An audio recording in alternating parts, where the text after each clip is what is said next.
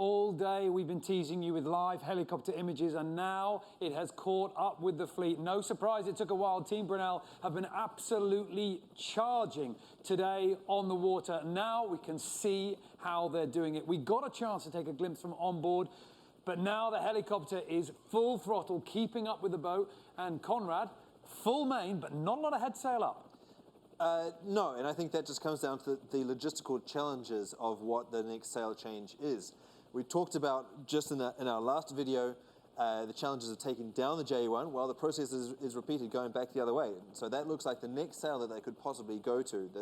The wind is going to be down a little bit. It's going to be clearly squarely in the range of the J1 shortly. But you really want to have the conditions that are appropriate before you commit, because that is an epic change. So you potentially wear out your crew. You're certainly going to get them wet on the foredeck, but also you might lose some miles during the change as well. Now that is such a narrow margin of 1.1 miles back to MAPFRE. First of all, let's take a moment to reflect upon the fact that Brunel was able to pull that out. That's incredible.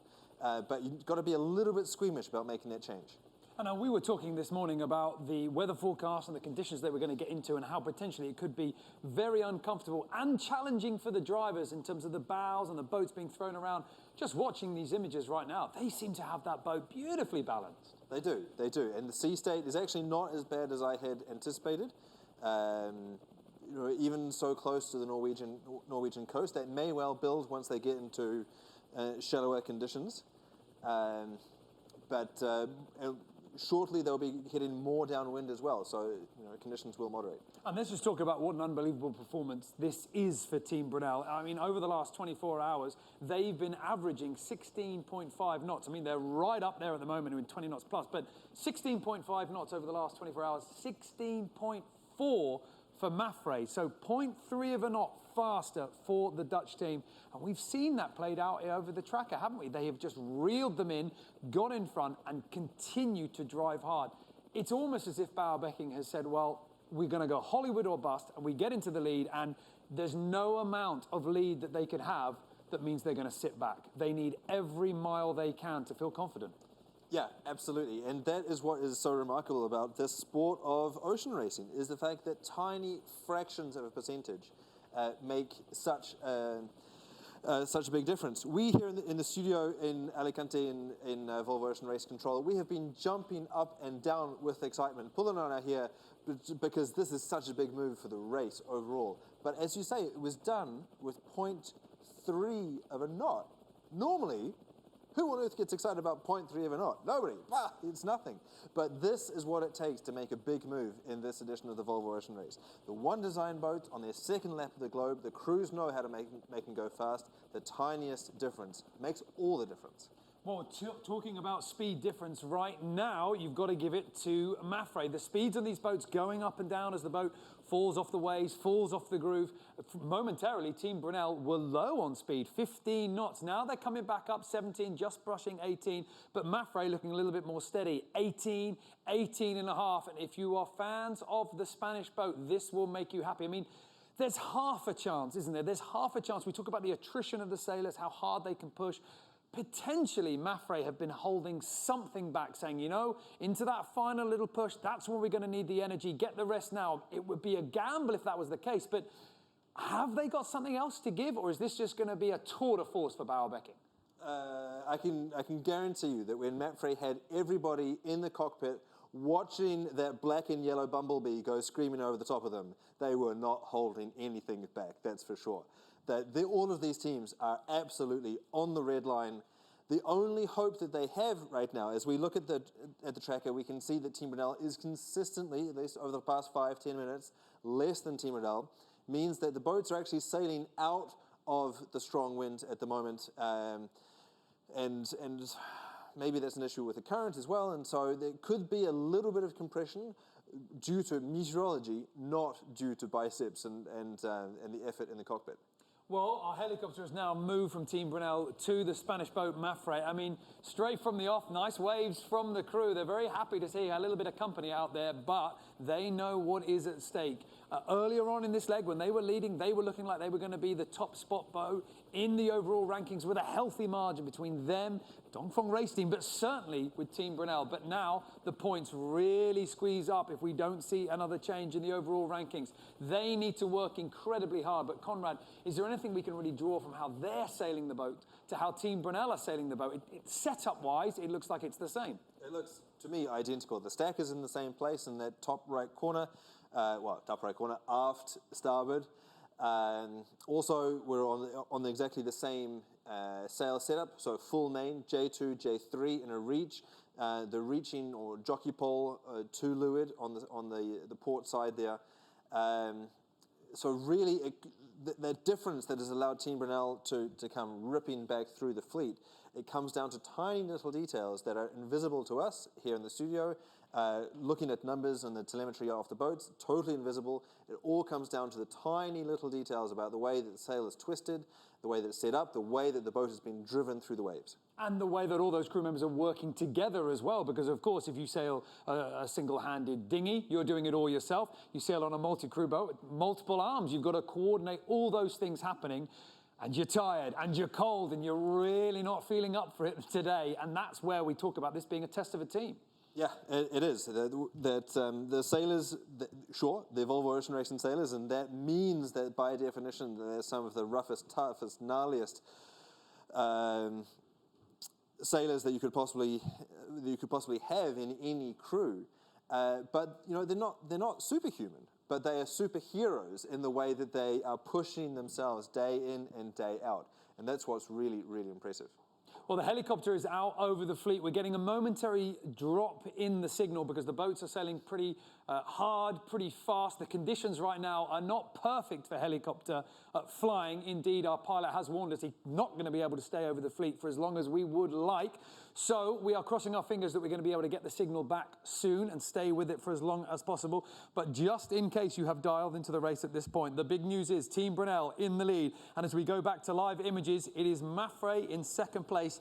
The Spanish boat here have got a lot to do, and the miles are ticking down. We have got the leader with 160 miles to the finish. MAPFRE are only 1 mile back from them.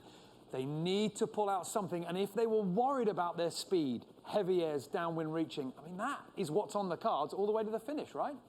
Yeah, pretty much. It's going to go a little bit lighter potentially, and the wind with this new track heading towards Denmark now is going to open up a little bit. So there is going to be a sail change coming up in the near future, but we're not seeing any activity in either of these two boats preparing for that at all. Indeed, the sail that they're going to be going to, oh, sorry, the cameraman is just, well, okay, I've lost the shot, but that's okay. What I was going to highlight, and I'll see if I can do it again, is the sail that they'll be changing to, and it's this one here, whoop, and a little bit tricky to demonstrate, but basically it's the big long sack which contains the J1. So that's that big mother of a sail that has to be clipped onto the forestay, and it's going to be a big change because it involves putting a lot of crew up onto the foredeck, and but getting that timing right is going to be absolutely crucial to re-accelerate the boat and keep on trucking.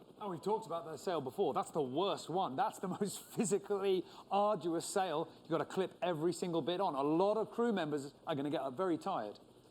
Yeah, absolutely, very definitely. It's going to be really tricky, but as we can see here, both of these boats are down in speed at the moment. That we can see them hovering around 17, 16 knots of wind, and the wind is down to sort of 24, so it is vastly different from the true rough and tumble that we saw earlier overnight. Well, we can just see now as we're following MAPFRE, Team Brunel in the distance. The visibility is not good, but they are close enough to be able to keep half an eye on each other. MAPFRE right now can see their prey. Team Brunel were behind the Spanish boat, but now Bauerbecking and his crew crept up behind them. We say crept because the distances ticked down slowly, but the speeds were high. Team Brunel then rolled over the top, and now it is the turn of MAPFRE to look ahead and see their goal. In front of Team Brunel, there is nothing but open sea and the ever-encroaching finish line. 160 miles to go for the finish line, and if Bauer-Becking can hold on, we are set for an unbelievable showdown on the final leg here of the Volvo Ocean Race. This last leg, those final positions on the water, could prove to be incredibly important.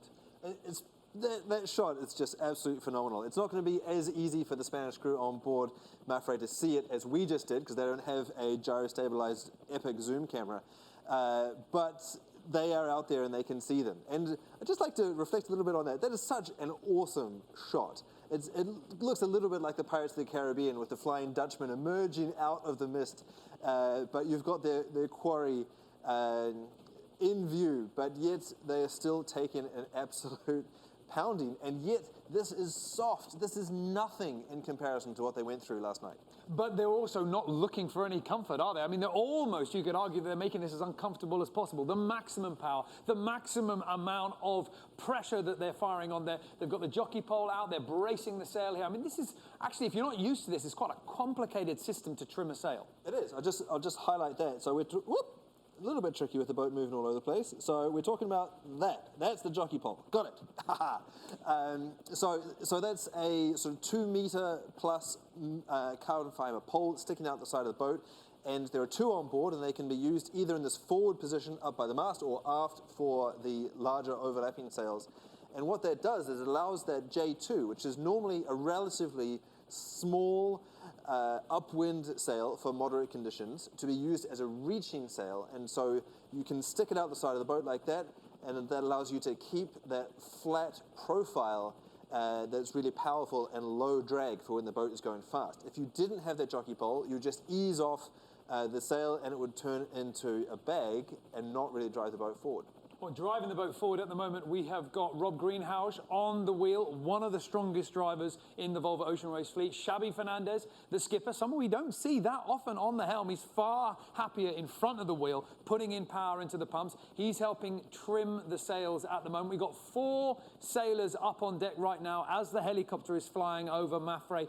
They are chasing down Team Brunel, the boat that has got the better of them speed-wise hour after hour here in this edition of the Volvo Ocean Race. In this leg in particular, the final stage of this Volvo Ocean Race, it would have been fair if you weren't backing Team Brunel. But now there is no doubt at all. MAPFRE, the boat that came into this competition with such high hopes and such a high bar, such a high standard for the other teams to try and reach, has been severely challenged as we get into the final days. Ahead of MAPFRE, they have a real problem. Team Brunel are not showing any weakness on the race course at all. Even when Bauer-Becking was miles behind, they still managed to find a way through. And let's not rule out Dongfeng race team as well, currently back in 4th place. But right now on the overall leaderboard, they are very much one of the top boats, and we could be set for a 3-way battle on that final leg. Superb shots at the moment as our helicopter team is following the crews. We've got another sortie happening in Denmark. And then, of course, we have got that final push to the finish line. The breeze looks set to continue all the way. I mean, Conrad, I know this is going to be pretty challenging for you here, but as we have a little bit of a look back, as we pull back on the 3DI, we've got Team Brunel in first, MAPFRE in second. I mean, is there any way that we can predict? Is it likely these positions are going to change? Do we think that AXO are going to close up? Dongfeng race team as well? Yeah, I think, well, I mean, all bets are off now that we've seen Brunel just sail through the fleet in the same conditions as the other boats. So anything can happen out there. But basically, in terms of the meteorology, we're going to continue to have a southerly, go south-southwest. The wind at the moment is true wind direction of 190. So that's a little bit west of south. We're going to continue seeing it sort of veer around a little bit. So it'll be more downwind sailing, but basically it's a drag race. Okay, now we have to be a little bit careful about what we talk about, because on the line, listening to us now, and I think we can talk to him as well, is Team AkzoNobel navigator Jules Salter. Now, Jules, thank you very much for taking the time to talk to us. This has proven to be a hell of a battle and a hell of a sprint to the finish line. Yeah, it's been pretty close all the way through this leg, right from the start gun, and it's just as close now. So can't see any other boats at the moment because the visibility is so poor. But see them on AIS, so it's pretty close. And a lot of place changes as well. Are you guys sailing well, now up into third place? Dongfeng race team slipping behind you. Confident in this breeze, I imagine. It's tricky. The sea state's pretty rough, and it's a very fine line between having a good moment and a bad moment, and we're working hard around the clock just to try and get our settings right, so we get good speed. But it's not been easy. I don't think anyone's particularly confident at any angle right now. Brunel obviously done a great job, but people who you thought were far. Oh, we've just lost the connection with Team AkzoNobel. We were just able to bring you live images there, but the connection seems to have broken. There's a lot of spray. There's a lot of movement on the water. If we manage to get that one back, we will endeavour to continue to hear what Jules Salter is saying. I mean, one thing that he was saying there, Conrad, nobody seems particularly confident in this race. The racing is so close, but I think we can go back now to AkzoNobel. Jules, if I've still got you on the line, we're watching live images from the stern camera. You say it's pretty wet and wild. Who's on deck at the moment, and how are the crew shaping up? Everyone's in pretty good shape, really. A couple of survival suits being worn because it's a bit cold, but Nikolai's driving, Simeon's trimming the main, and Justin's keeping an eye on everything, making sure it's being done properly, and Emily's doing all the hard work as usual. How much are you guys saving for that final sprint into Gothenburg? I mean, this battle looks set to continue all the way to the finish, and I wonder, with Team Brunel and with MAPFRE duking out in front, are you hoping that the two slow each other down?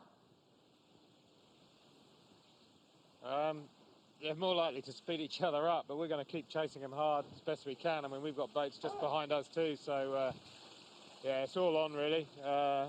There won't be any rest from here on in for many people on board this boat. We've just got to keep going as fast as we can.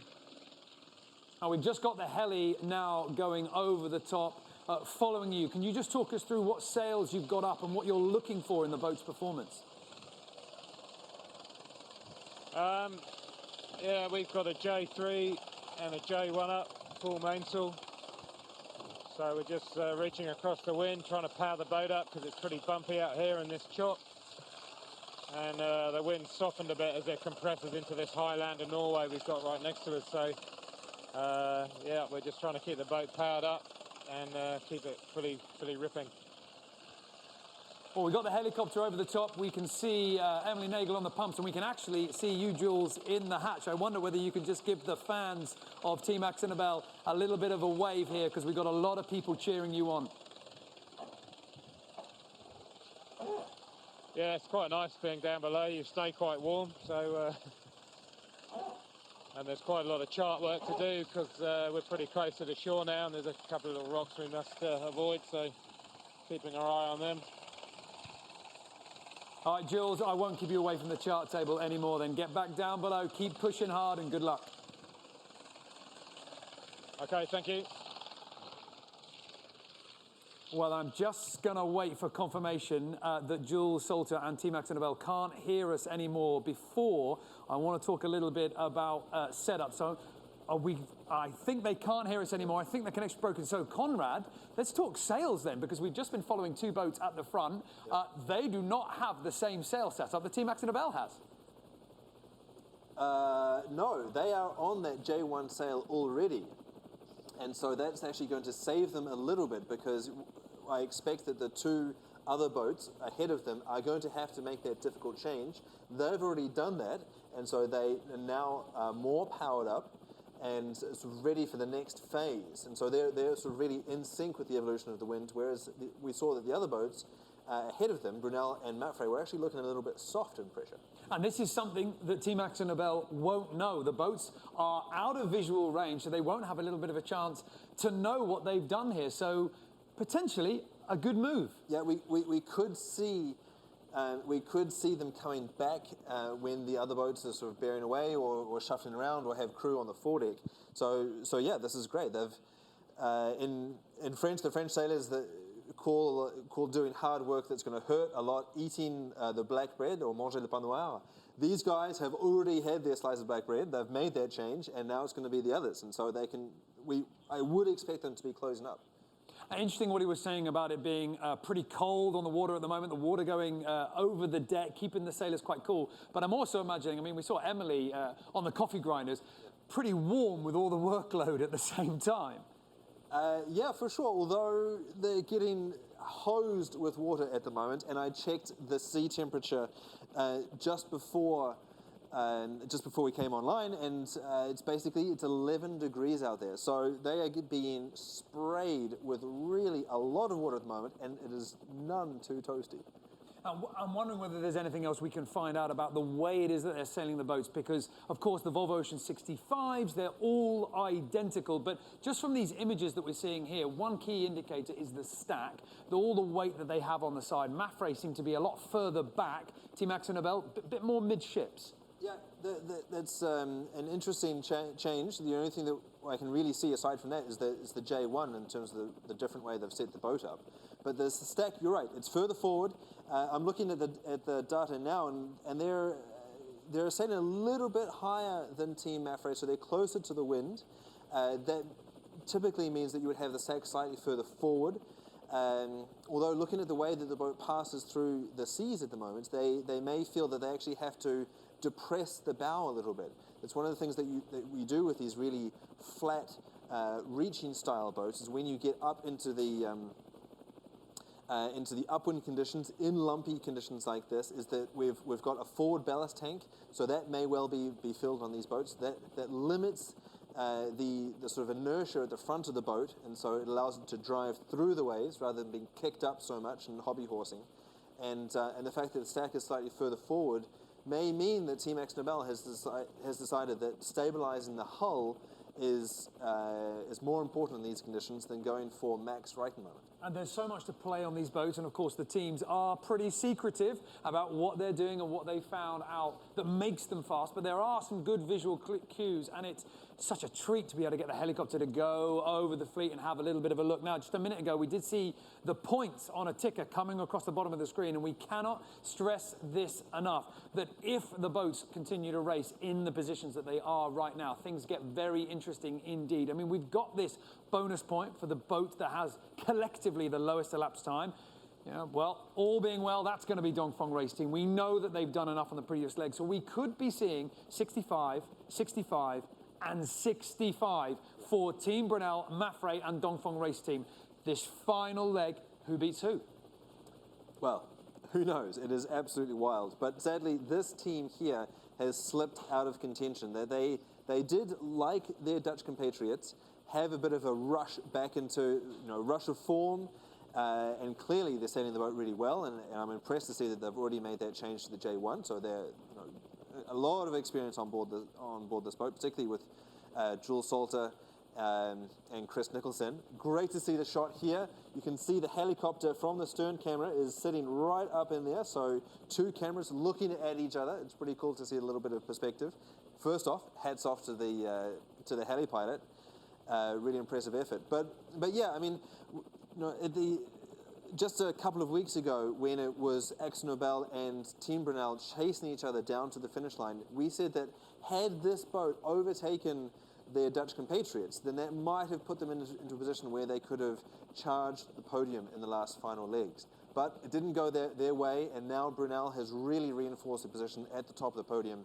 And yeah, I think that the smaller places are pretty much set now, but the podium, well, as you just said, everything is to play for. And of course, the back markers, the boats that are not on the podium, still have a big role to play in their own way, because Team Axel Nobel, getting in between Dongfeng race team and MAPFRE and Team Brunel, has created that potential points tie that we're seeing developing at the moment. If Turn the Tide on Plastic get in front of the Chinese boat, they were in front earlier, they did outpace them on the early stage of this reach.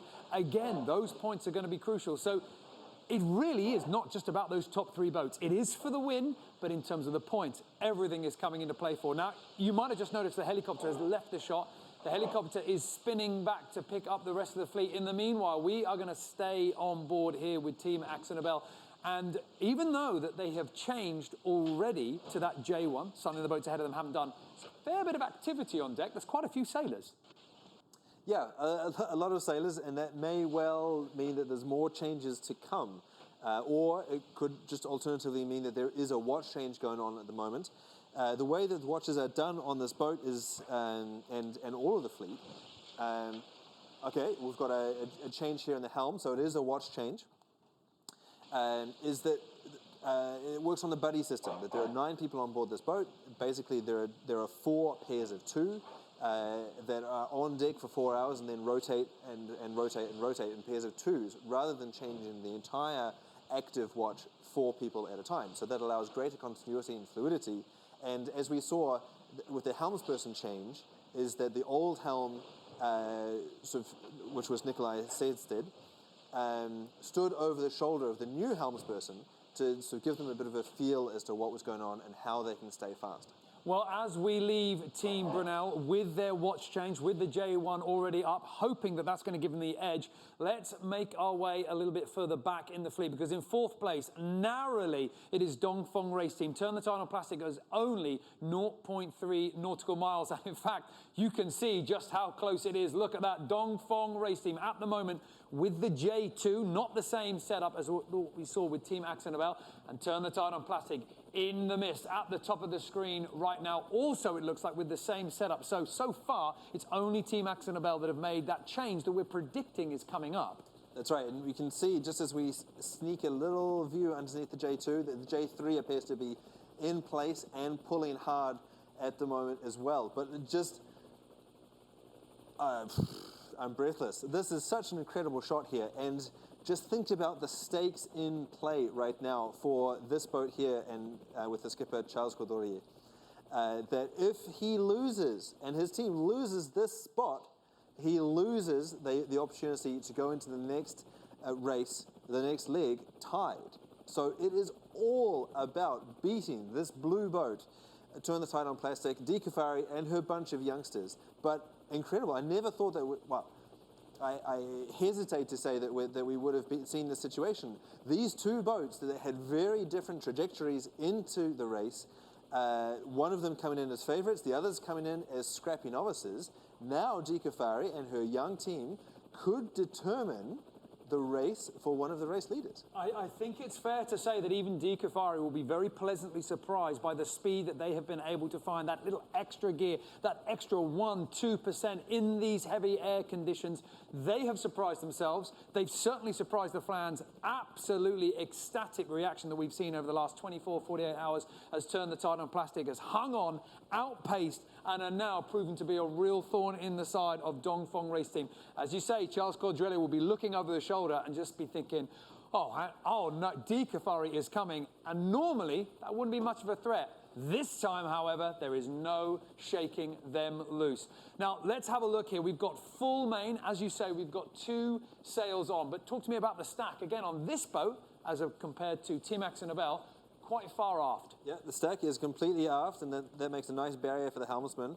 But it's not just there for looks. Also, I'm looking at a slightly different setup here in the way that the J2 is trimmed relative to MAPFRE, for example. It's trimmed a little bit further in than all the way out on the end of the jockey pole, which is just sadly outside of our view at the moment. But it's the small little details that count in the way that they've been setting the boat up. Also, that could be due to the fact that I'm looking at the true wind angle across the fleet at the moment. These guys are still closer to the wind, whereas the further ahead, just 7-8 miles ahead, they're already sailing in a slightly different breeze. So all that means that there is still race to play out. There are still differences on the race course. There are still differences in opinion as to how it is that these boats should be set up for these conditions. These are live images right now. The fleet have been battling across the North Sea. We're into the closing stages of leg 10 from Cardiff to Gothenburg, up over the top of the United Kingdom. And right now, Dongfeng race team, MAPFRE and Team Brunel looking like they are setting up for a real showdown for that final leg. There is still work to do. Team Brunel need to hold on to that top spot. MAPFRE have got to try and chase them down. And Dongfeng race team have got to be very concerned about the attack coming from Decafari and Turn the Tide on Plastic. Only just a short distance to windward. So close, in fact, that they will be able to see the sailors on the other boat grinning from ear to ear as they realize how much pressure they are putting this Chinese team under.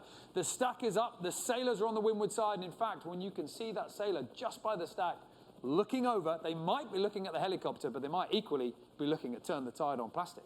That's right, as you say, the thorn in their side. And looking at the official statistics, it is less than 0.3 of a mile separating these two boats. And as you say, they've got their sparring partner. Remember, but just before, almost 11 months ago, just before the start of the race, Dongfeng and MAPFRE were using their experience together as sparring partners. Now Dongfeng Race Team have another competitor, and one where the chips are actually down. The outcome of this battle between these two boats is totally going to determine the race overall for Dongfeng. So years and years and years and years of work coming down to this moment right here. It's amazing.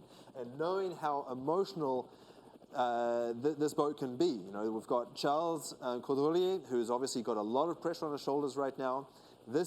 He's never been closer to winning I was about to say, he's never been this close to winning the Volvo Ocean Race. He's already won the Volvo Ocean Race, but as a crew member. Now this is his shot to fill the boots of Frank Camas, the last French skipper to win the race, and take the title for himself. So lots of pressure on his shoulders.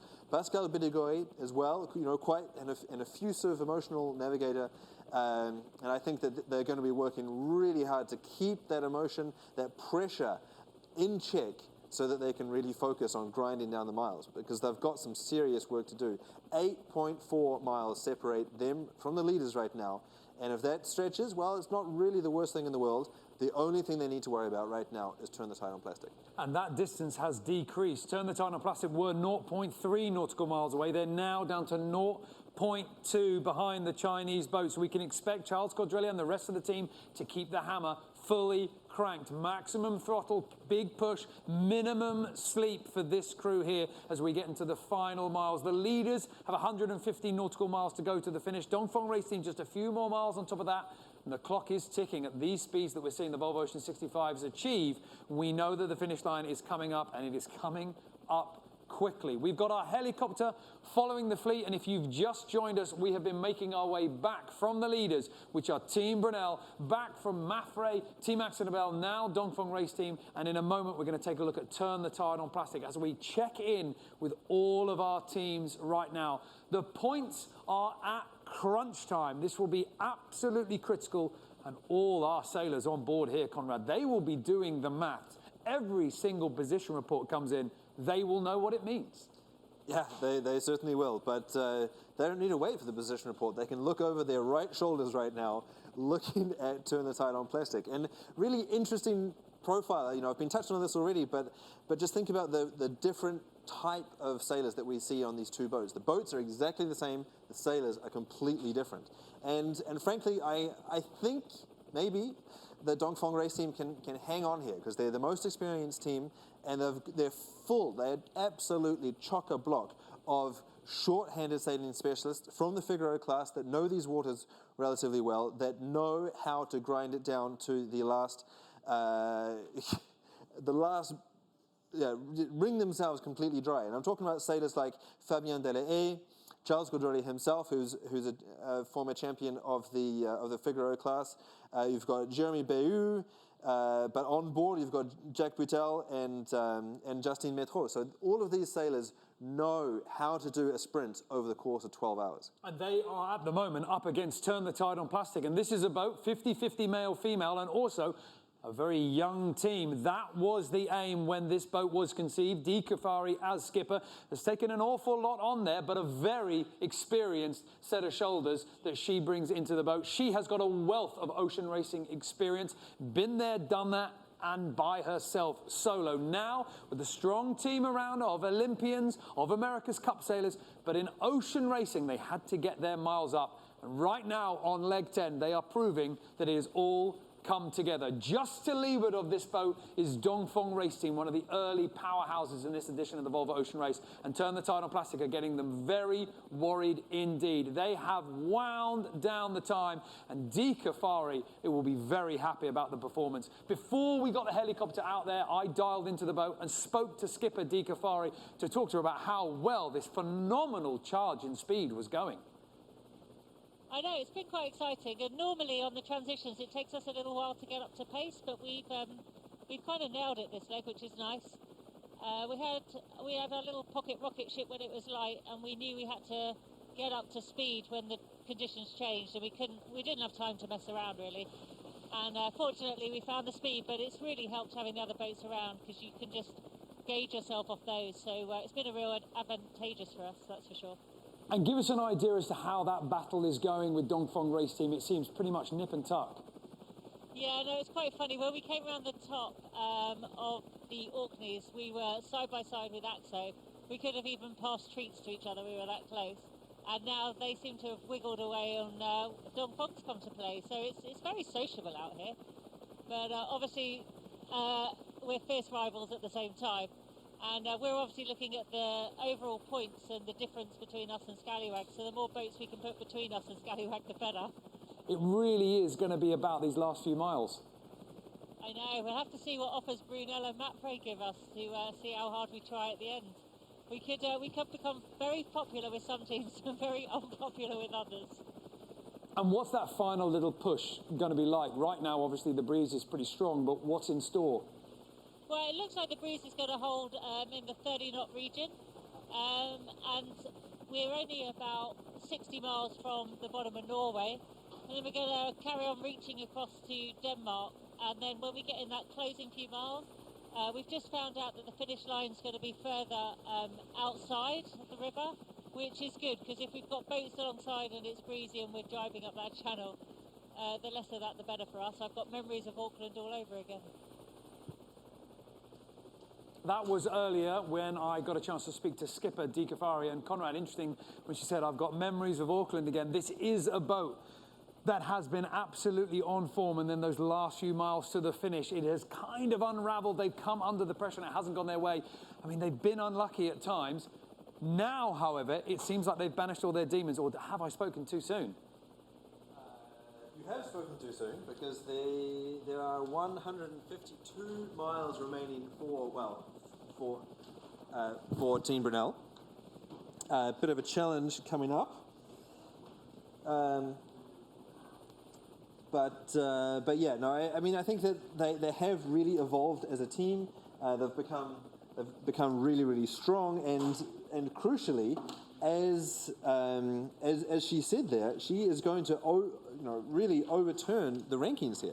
She could become Xabi Fernandez's favourite sailor, favourite person in the world right now. Very interesting to hear her say that, really, because, of course, as we've been mentioning, Turn the Tide on Plastic, not a boat that is really able to finish up high enough in the rankings to do justice to how well they've sailed, but they are a boat that is going to be crucial to the points of the other teams, and right now they're proving that. They are ahead of Vestas 11th Hour Racing, of Sun Hung Kai Scallywag, and they are threatening to be ahead of Dongfeng Race Team. The miles between those boats is ticking down, and it is ticked down again. When we picked this boat up, it was 0.3, then 0.2, now 0.1 nautical miles between Dongfeng Race Team and Turn the Tide on Plastic. Decafari and her crew are outpacing the Chinese boat. And with the miles left to go, we could see Decafari push Dongfeng Race Team down into 5th place. And that would be a very, very bad end to this leg for Charles Codrelia. Right, it certainly would be. And need to ask the question, how are Turn the Tide on Plastic able to do that? well, they've become very experienced ocean racing sailors during the course of this leg, of this race. You know, say what you will, the team did not have much time to gel before the start of the race, and were not, you know, Volvo racing veterans before. But you know, come on, they've just knocked off 40,000 miles of the closest ocean racing that the world has ever seen. So this is pretty remarkable. They are a well-tuned machine now. Also, let's think about the fact that they have 10 people on board. Everybody else in the race have just 9. So that's part of their strategy of going 50-50 male-female. That allows them to get one more crew member on board. And in these short legs like this, that allows people to rest a little bit more, or have the same amount of crew up in the cockpit, but more people in the nav station. So that can mean that, you know, slightly fresher eyes looking for a little bit of a difference there. Also, and crucially on this leg, all the way through last night and into today and this evening, more people on board means more weight. More weight on board means more stack. More stack on the edge means the boat is more powerful. I don't think it's going to be 100 kilos on the rail that's going to be making the difference between Turn the Tide on Plastic and Dongfeng right now, but maybe it is. Maybe it is, and it certainly is coming down right to the wire. Dongfeng race team and Turn the Tide on Plastic in a very close battle. We've got our helicopter out on the water bringing us live images, and right now it is moving from Turn the Tide on Plastic and Dongfeng race team back in the fleet to Vestas 11th Hour Racing. Currently in 6th place, but with good speeds compared to the boats around them. Charlie Enright and Mark Tal, co-skippers of the boat that sadly we've seen not in as many legs as they would have liked. They lost the rig coming up into the northern hemisphere, you know, coming through the Southern Ocean for the last time. They had difficult repairs to make. Now, however, they're back out in the water. Leg 10, unfortunately, has not been too strong for them. And realistically, this team would have liked to have been able to hold on to Team Axonabel a little bit more in the scores. There's not going to be a lot they're going to be able to do on the points if this is where they finish leg 10.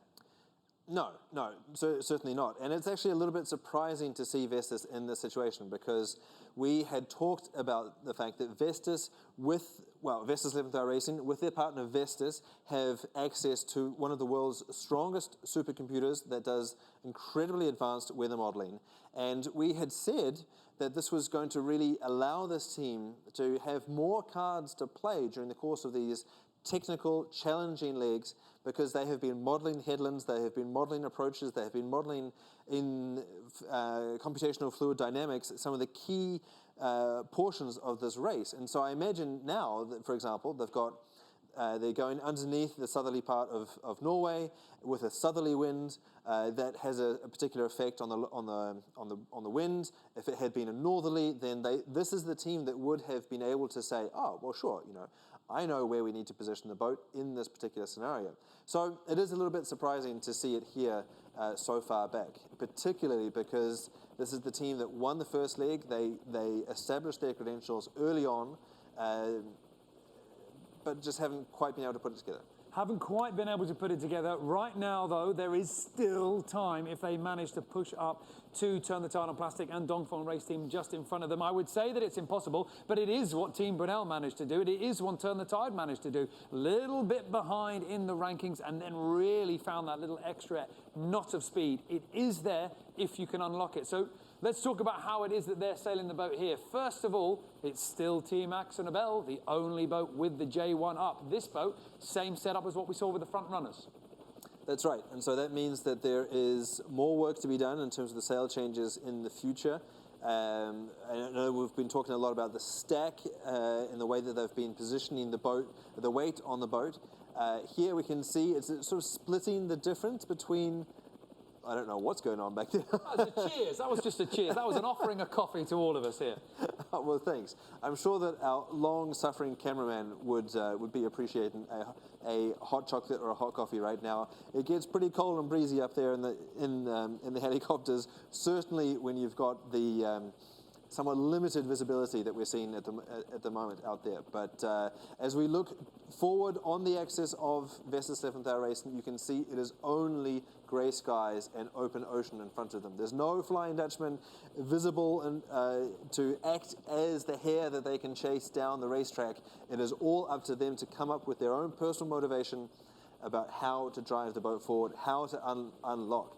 But remember, just when we did our interview with Jules Salter, he said that the top two boats, being so close to each other, will drive each other forward. That will accelerate the action because they have instantaneous cause and effect. If they make a small change to something and they see that they're going fast relative to their immediate competitor, well, they're going to keep on doing that. Whereas this boat sort of is somewhat insulated from that benefit in the sense that if they change a sail or change a setting, they are not going to see that show up at all.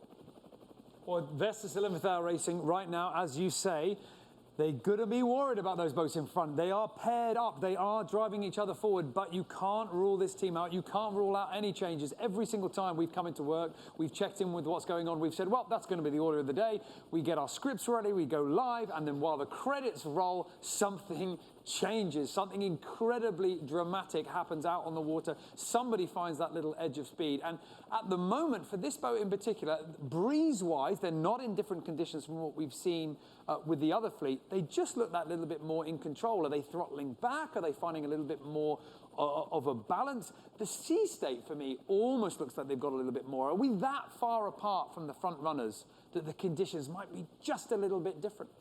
Yeah, absolutely. They're 13 miles back, almost 14 miles back from Team Brunel, and so that can be really dramatically different, actually. And so if we think about what is affecting where they are, obviously it's the wind, it's the waves, it's the current, and also here it is the profile of the seascape underneath them. And so, maybe where they are now, it looks more moderate than what we're seeing with the other boats as well. So, they're trucking along nicely. They don't look under pressure at all, and they don't have that immediate threat of a boat sitting on top of them, driving them forwards as well. So, little bit of trivia for you.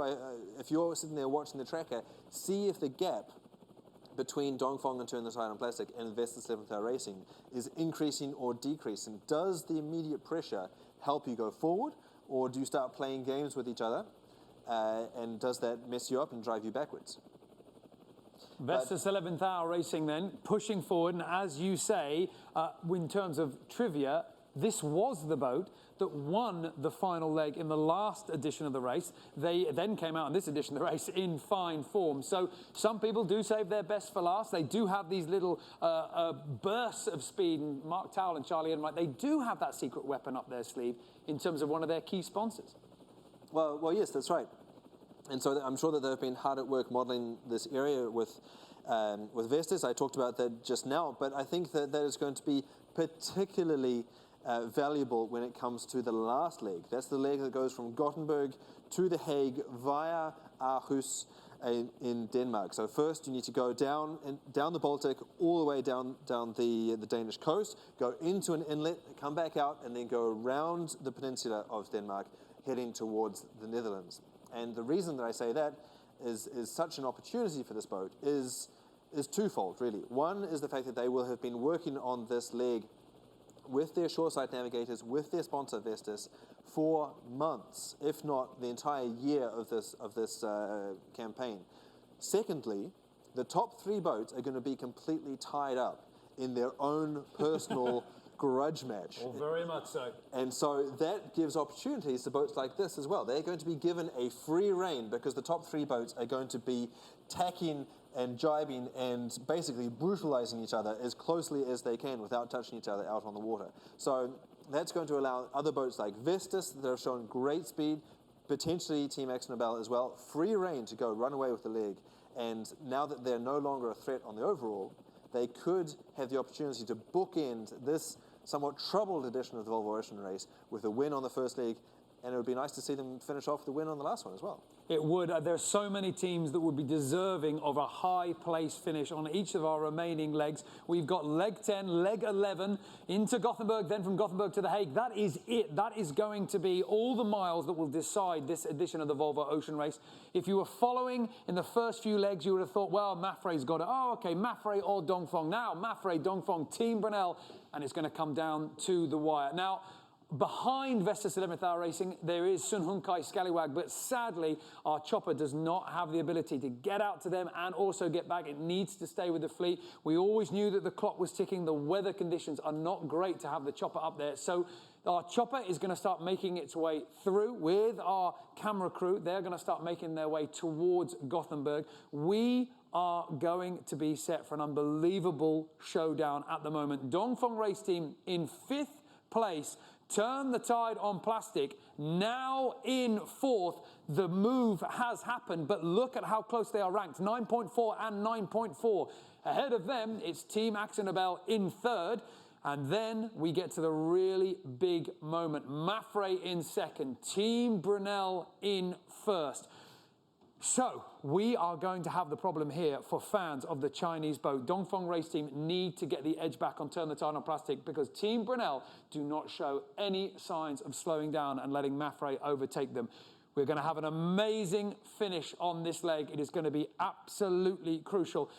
And this happened, this moment to get Team Brunel, this was not played out far apart from each other. These two boats came very close together indeed. So close that our cameras were there on board to capture everything. They could see each other bearing down as Team Brunel just reeled in the Spanish boat in front, and over hours they clawed back the distance. Heavy wind, big waves, lots of spray over the deck, and reefs in the main for both boats here as they're trying to decide that delicate balance between power and too much. MAPFRE getting ever closer, worried, looking over their shoulder and knowing that Team Brunel were coming over, and the smile on Bauer Becking's face as he knew that it was going to happen. The navigator, Andrew Cape, down below, ticking down the numbers on the AIS system as the performance started coming good.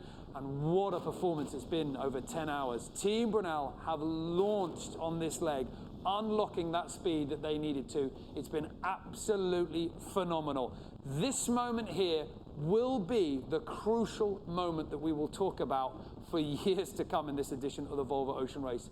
Team Brunel doing what all of us considered to be impossible, outpacing MAPFRE on the water, outperforming them, and then getting the maximum points with this overtake into 1st place, and that winner's bonus point is waiting for them. They didn't stop there, of course. They kept the pressure on, piling over in front, and the lead has built and built for this team. Bauer Becking at this point gets a chance to look under the boom, wave to Xavi Fernandez. You've seen me coming, you've seen me on the horizon, you've seen me in your rearview mirror. Now I'm just over your shoulder, and soon I'm going to be way in front of you, and you're going to have to deal with my wash.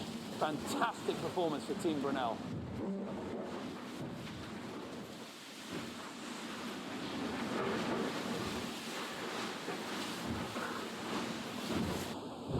Just had a bit of a laughing match with MAPFRE, and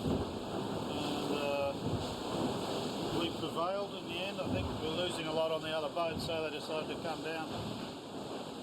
And that's all I know about that one. Yeah, it has been pretty windy the last 12 hours, 35-40 knots, and but we've gone well. We actually just overtook MAPFRE like an hour ago, so we're actually in the lead, which is a nice thing, but still a long way to go, and the breeze will go out, and I think actually the boats behind us actually might gain a little bit almost because they get the shift first. So okay, we have to see how it all plans out. But it's until the end, but it's better to be in the lead than be the choices. Being, well, typically humble about this moment, but Conrad, he's saying the boats behind might close down, but it hasn't happened, has it? It hasn't happened. He has continued to stretch out, and it's sort of settled around 1 mile, 1.1, sometimes 1.2. It's going to be interesting to see, as he says, how this plays out. You know, he's obviously backing himself and his team, but you know, he's been around the block a bunch. He's been around the world 8 times. He knows how this can play out. But just think about how noisy it was in that clip. This is a team that, even though we've still got just a few hours to go, maybe trying to get a couple of naps in, or here or there, get their heads down so that they can have clear heads for the final approach to the finish. Just deafening in the end. This is what they've been dealing with for the past 9 months at sea. This is amazing. It's amazing. It's all going to come down to these last few hours. Shortly, we are going to switch into more of an arrivals mode here. We are going to continue to bringing you the race live. We are very close to the conclusion of this leg. I am not going to call it one way or the other. Bauer Becking wasn't prepared to do it. We're not prepared to do it here. But also today, of course, I mean, it is a special day in ocean racing. It is the 50th Jubilee celebration of the first day, the day that Robin Knox-Johnston, soon to become Sir Robin Johnson, stepped out solo on his 9.8 metre boat to sail unassisted, non-stop, solo around the world. It's an extraordinary feat by an extraordinary man who remains humble about it to this day. He was successful, and after 312 days at sea by himself, he returned home to the finish line for an incredible achievement, proving that he could do it. Now, from that first moment, that really sparked up the imagination. It led to the creation of the Vendée Globe, and you can trace a line from that moment to the first Whitbread round the world race in 1973, the first fully crewed round the world race that became the Volvo Ocean Race. Now, Sir Robin Knox-Johnston did not finish there. He competed in the Whitbread. He competed and won the Jules Verne Trophy in 1994. Plus, he created the Clipper round the world yacht race, something that he claims is his greatest achievement. An extraordinary man, an amazing thing to accomplish. And, well, Sir Robin, on this day, you stepped out alone to prove that it could be done, and you did. You know, people sort of saying, can you do it? And you'd say, I don't know. I don't know how I'm going to react. Someone said, how are you going to deal with loneliness? I said, look, if I'm back in 2 weeks, I'm not. I just can't tell you. All I know is I'm going. I've made my mind up and I'm going. And don't try and get in my way because I'm coming through. It was, wow. There's one thing left to be done. And once the idea gripped me, that was it, I was going. It didn't matter how, but I was going. You know, when we're young, we do think we're immortal. I think the public who didn't understand anything about boats sort of felt, gosh, that's difficult. There were an awful lot of experienced yachtsmen who just said it's ridiculous, it can't be done.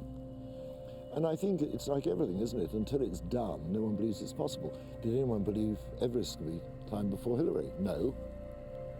But once he'd done it, the floodgates were opened, and so within 4 years, you've got what became the Whitbread race. Fully crewed, bigger boats, that ultimately led to the Volvo race. It was the beginning of crew racing around the world. In any sport, people want the satisfaction of doing the toughest thing in that sport. The mountaineer, you want Everest or the Eiger, you know, you tick them off, done that. And it's really, I think for sailors, it's the Southern Ocean. It's not Cape Horn, that's just the end of the Southern Ocean. Inevitably, if you've got a race that's going around the world, it has to really go through the Southern Ocean. One way or another, it's going to get there at some stage.